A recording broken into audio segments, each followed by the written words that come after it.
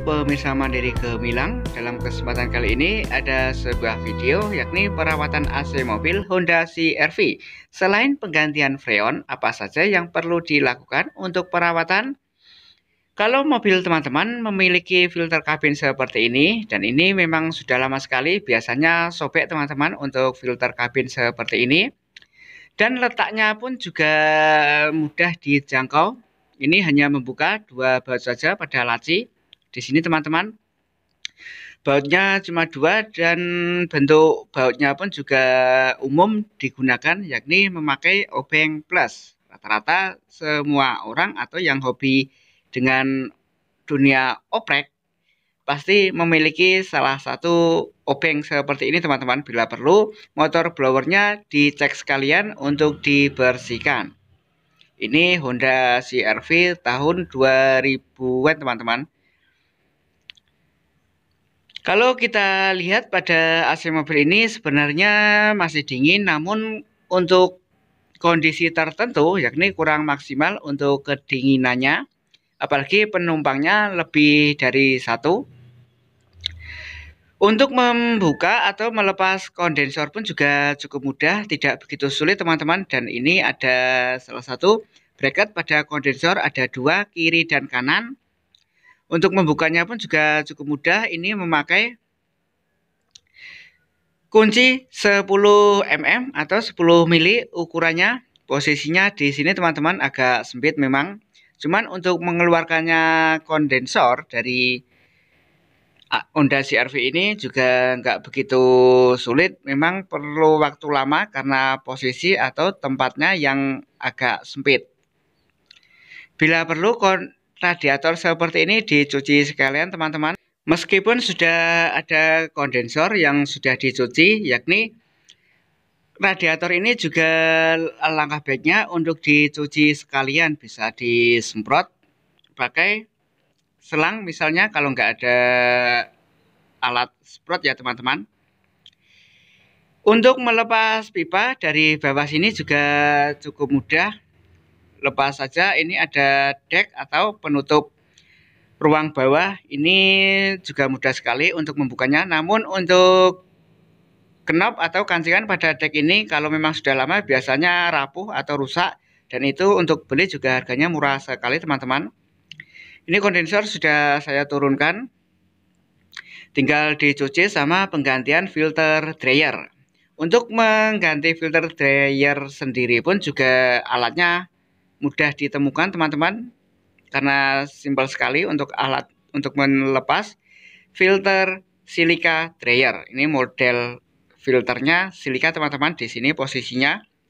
Coba kita lihat, untuk membuka posisi ini kita memerlukan tang cucut, kemudian ada ini kunci ring 14-15, sama ada baut yang sudah saya modif. Ini sebenarnya kunci L teman-teman, ukuran 14 mili.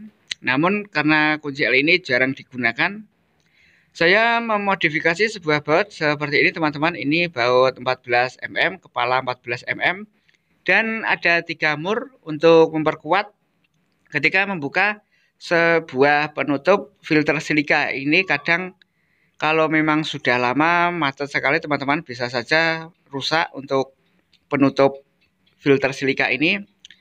Dan caranya seperti ini teman-teman, perhatikan, ini dilakukan seperti ini sampai mentok. Minimal 3 baut ini masuk, nanti lebih kuat lagi untuk membuka. Karena kalau untuk 2 baut saja kadang luput teman-teman untuk membuka ini. Jadi ini sekalian saya pasang 3, tinggal diputar seperti ini, dan ini sudah berputar teman-teman untuk penutup filter silika dryer ini.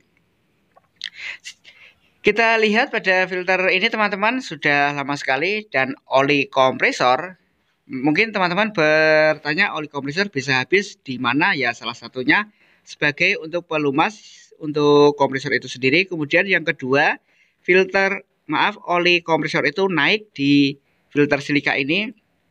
Sebelum kompresor putus pada kondisi tertentu, akhirnya oli sebagian kembali lagi ke kompresor. Ini ada material dari kompresor itu sendiri, sehingga ada yang berkurang dari kompresor, mungkin bisa dari kompresi itu sendiri karena ada material yang tergerus karena memang sudah lama oli kompresor habis. Ini sudah saya isi teman-teman untuk proses pencucian kondensor. Saya rasa tidak perlu saya rekam, di video saya sebelumnya sudah ada untuk cara mencuci kondensor. Ini sudah saya isi. Perhatikan teman-teman ketika mau mengisi apabila kondensor baru dicuci. Jangan langsung diisi penuh. Ketika pengisian freon sedang berlangsung, maka pipa yang kecil yang biasanya panas ini terasa dingin untuk beberapa saat saja. Kalau kita lihat tadi kompresi atau low press di sekitaran angka 20-an teman-teman. Karena kondensor habis dicuci. Ini suhu di angka 6 derajat. Kalau suhu 8 itu saya rasa ini menurut pribadi saya sendiri. Kalau cuma 8 derajat itu kurang nendang untuk kedinginan. Dan kipasnya pun juga ada 2 atau extra fan ini, motor fan ini ada 2 bawaan teman-teman, yang kiri dan kanan. Ini ketika AC dinyalakan harus jalan atau harus berputar kedua-duanya. Apabila hanya satu saja, maka untuk proses pendinginan kondensor kurang maksimal. Begitu juga apabila dirasa sirkulasi freon atau pipa yang kecil ini sudah mulai hangat bahkan panas, maka kita bisa menambahkan freonnya sedikit demi sedikit hingga batas penuh, yakni antara 170-an teman-teman, jangan sampai lebih. Karena ketika proses AC on, maka high press akan naik di angka 200-an dan itu harus putus. Kalau tidak bisa putus nanti bahaya teman-teman. Untuk AC mobil itu sendiri bisa saja overheat untuk AC-nya.